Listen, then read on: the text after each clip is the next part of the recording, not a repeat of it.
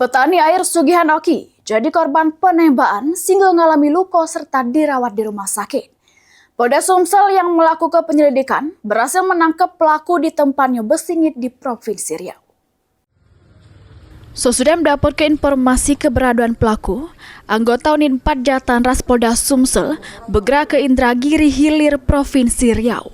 Pas digerebek di tempatnya bersingit, pelaku Junaidi tidak berkutik serta mengakui perbuatannya. Dari pemeriksaan polisi, pelaku nembak korban Effendi Setiabudi di jalur 25 Desa Sungi Batang, Kecamatan Air Sugihan Oki, karena dipicu masalah lahan. Akibatnya, korban mengalami luka tembak di bagian jari, pinggang, punggung, sama perut, serta harus dirawat di rumah sakit.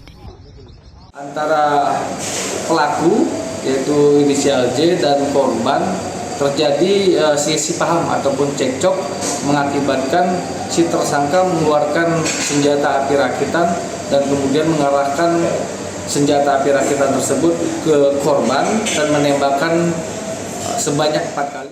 Polisi juga sudah mengamankan barang bukti senjata api rakitan. Ini pelaku masih dilakukan pemeriksaan oleh penyidik Unit 4 Jatanras Polda Sumsel. Mulyadi, PAL TV.